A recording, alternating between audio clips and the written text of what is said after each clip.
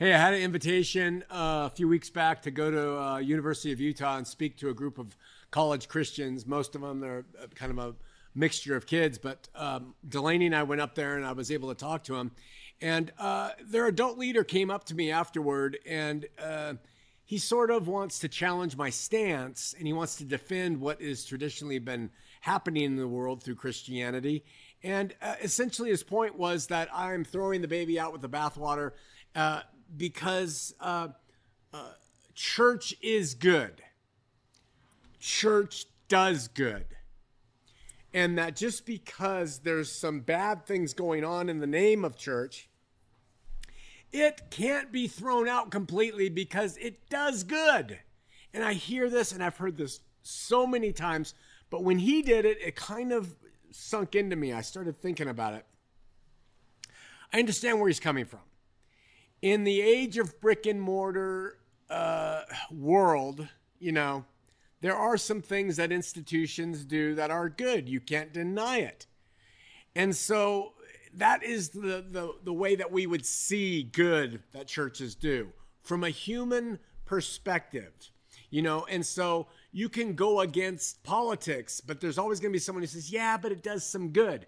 You can go against this institution or that institution, and people's defense is, yes, but they do good, right? And so when you're talking about good in the church, though, I think that we need to understand what good is from God's perspective. You know, Jesus said, my kingdom's not of this world. So God's perspective is good that is not of this world. Good that can truly be considered good. I don't think God is doing that. Yeah, it does some good. You know, I think he is more, there's no shadow in him. I think he's more, this is of me and this is not. And if it's of him, it's going to be good with a capital G.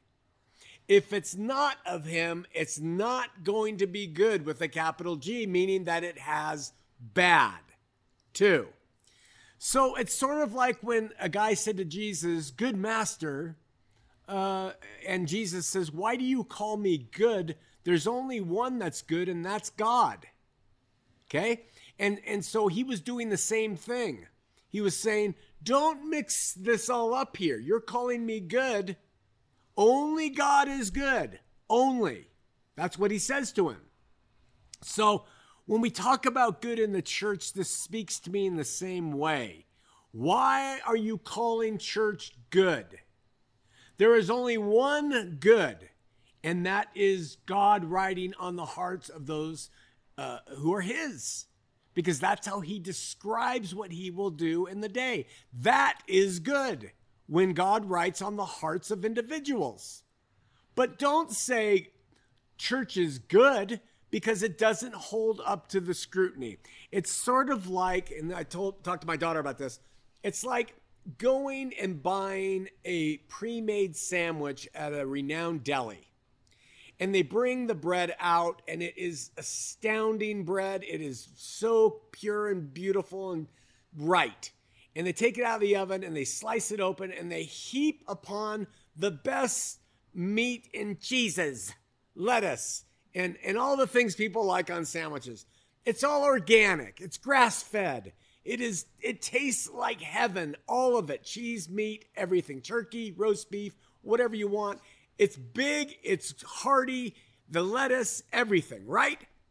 And then the deli guy takes his spatula and he dips it into rancid 30-year-old mayonnaise that hasn't been refrigerated.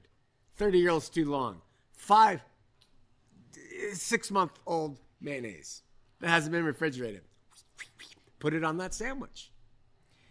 When you eat that sandwich and you experience the results of it, which are going to be, it tastes bad on the one end, to it made me really sick on the other end, to it killed me, will you say the sandwich was good? You won't. You'll say that sandwich was bad.